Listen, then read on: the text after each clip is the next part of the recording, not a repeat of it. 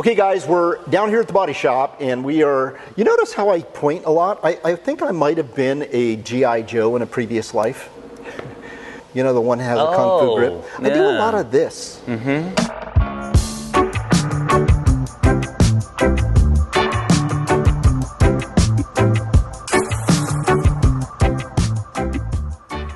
Hey guys, welcome back to Just Driven. Wanted to give you guys a heads up on our latest build. It is an interesting story and you guys could learn from this. You know, what is that old saying?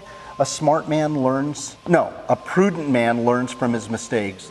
I know nothing of this saying. Learns from other people's mistakes. Anyway, so we made a mistake and you guys shouldn't make the same one we made. But we'll get into that in a minute. If you guys aren't subscribers, please subscribe. We would much appreciate it. And if you guys have comments and if you like what you see, give us a thumbs up. So let's get to the video. Back in December, I had this crazy idea of buying a Westfalia of some sort, and especially a Syncro. So for those of you who don't know what a Syncro is for a Volkswagen, it is a all-wheel drive, four-wheel drive Vanagon, essentially. They came in people movers, and they also came in the campers, and then they came in the Westfalia version, which is the pop-top camper. They had weekender models, which were basically no stove, no refrigerator. They were just basically a pop-top where you could sleep inside. So this is the top of the options list then, because it's a Syncro. Yeah, it's Syncro. a pop-top. It is. And it has a kitchen. It has a kitchen. The only thing it doesn't have is a bathroom. So yeah, well, the world is your bathroom. So, it is. Yeah. You could tell we have dogs.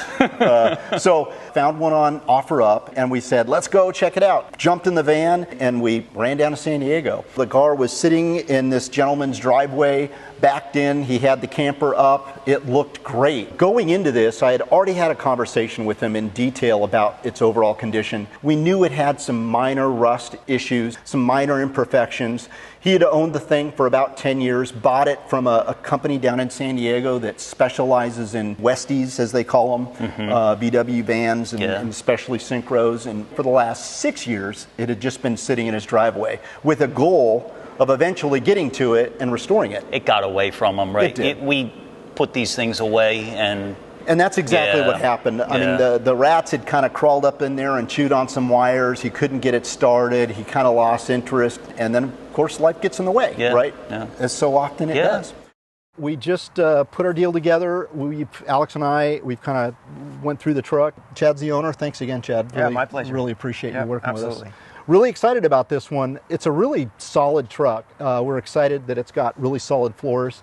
Outside of a little bit of surface rust and a little bit of rust on the drip rail moldings and some around the window surrounds, we're going to address that. We're going to take off where you left off. Yep. So this was something that you, dude, I'm super excited. I've been talking about doing this for a long time. Alex and I have been playing around with ideas on doing a Syncro. So you've had this thing 10 years. It's been sitting for about 6, is that right? Unfortunately, it has. So I'm glad to see someone pick up the torch. You know, I ran it for about 4 years, take it out to the desert and the mountains, and it was lots of fun. Just local stuff here?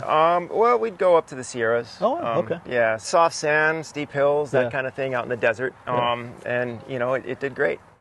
I knew that this thing had to be ours. The price was very reasonable. James was holding down the fort at the office, and of course, James is our Carfax guy, and so I immediately called you and said, dude, run me a Carfax. Here's the VIN, here's the plate, but he didn't answer the phone.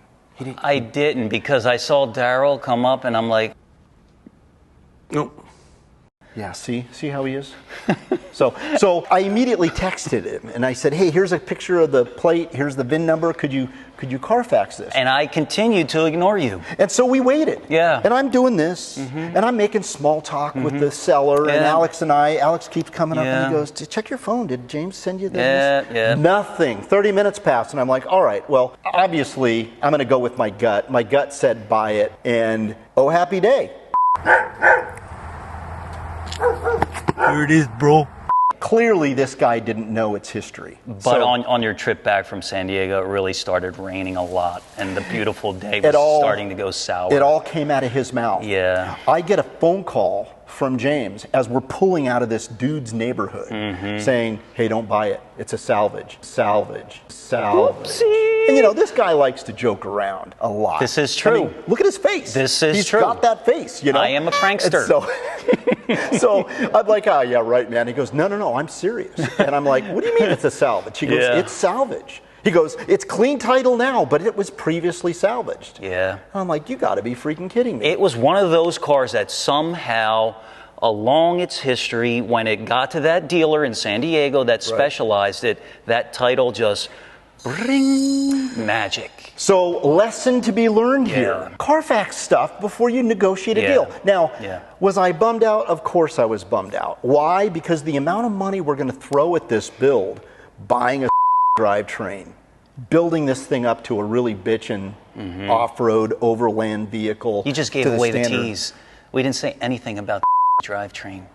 We're into off-road vehicles. I miss that Chinook. Yeah, man, the Chinook was really cool. I mean, the wind was out of the sails, but it was still a great price for what it was. I still would have left with it. Now, he did negotiate on the price with me, a couple grand, but had I known that it had salvage history, I would have used that as a negotiating tool to get a couple grand more off. The moral of the story is, you know, just Carfax it, do your homework, try to get as much history as you can on it. In this particular case, disappointing, yes. And if something is really important, call your person you're trying to reach 5 to 10 times. 9 times.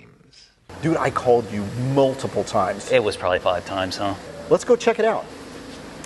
Okay, guys, if you're wondering why it has a purple door and a purple roof and a purple front end on it, at some point someone added a textured bottom, which is common. I've seen that done before. It's kind of the like rock guard on there. Actually, guard. It looks tough. I had our guys grind all of that texture off, and as we started doing that, we noticed there was a lot of Bondo on this door. So much Bondo that we took a screwdriver to it and started chipping it away. And it kept going. And all of this was Bondo. And there was a little bit of rust. Thousands of tears later. We recognized that this thing had taken a hit in the front.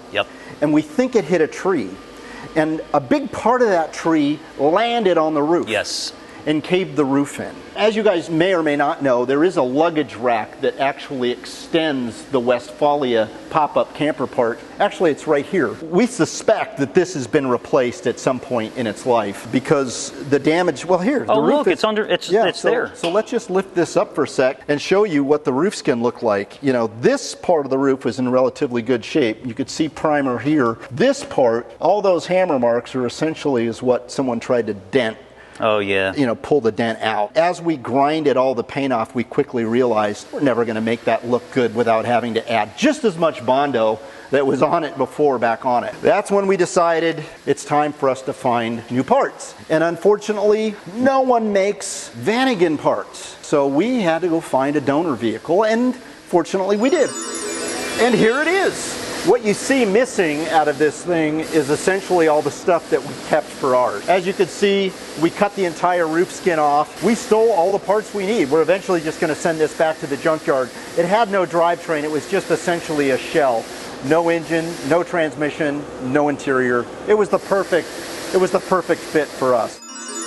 All of this was just hammered. It was hideous. They pulled it out, not even good. Yeah. Right now, everything is just clamped into position. We had no intent of doing all this work, but it was either sell it the way it was and disclose all the information we had to the next buyer. That happens. You take your licks and you move on.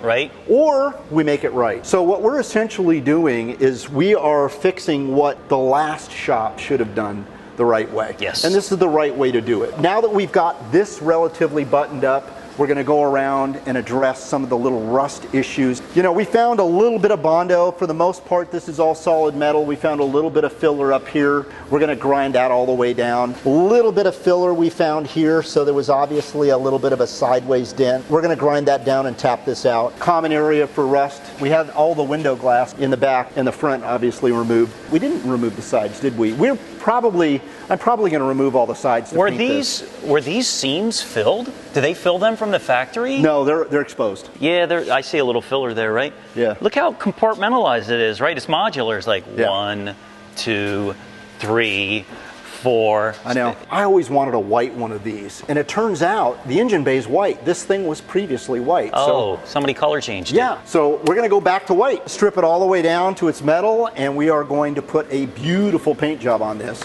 Wiggle it. that loads the brushes, the bristles, loads the bristles.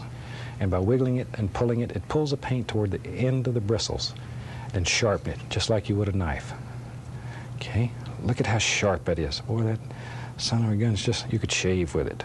Look at that, super sharp. With that all being said, we're going to make it right. It's only going to leave our shop one way, and that's the right way. I would love to get some feedback from you guys on what direction you would go. Would you put the stock motor back in it? Now, we did get it fired up, which is awesome because it runs. It runs. We had to replace some fuel lines, and we had to do some wiring fixes. I actually just wanted to see if the VW motor was going to run, because at one point when we just started discovering all the challenges, I thought, oh, hell with it, I'm just going to sell it. I would love to hear from you guys on what you would do. Would you rebuild the stock Volkswagen drivetrain, or would you, because remember, it's just a 4-speed manual. I would imagine there's lots of play in that transmission. Would you put the stock drivetrain back in it, just rebuilt, or would you go all the way in and do a swap? I think swap. I think this is a great candidate for swap. We've fixed all the ugliness. We know everything that's wrong with it now. Let's keep moving forward and make it a success. It's going to have the history. Carfax is always going to show that, 12 years ago, this thing had obviously been involved in a collision and insurance did a payout on it. But, this video is going to serve as proof that we're fixing it the right way. No, the next owner is going to be secure in that information. So, I bet you that's what totaled it out. The roof damage? Yep. It could very well be.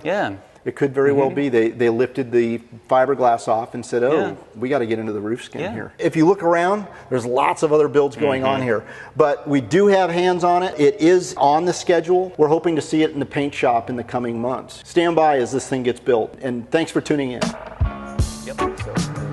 So obviously the dog is right at the gate barking at everyone going in and out of Veterans. Pet me, pet me. Okay, so... All right, we'll just keep rolling here, sorry. And action. Does that dog, is it really notable? I mean, can you hear him?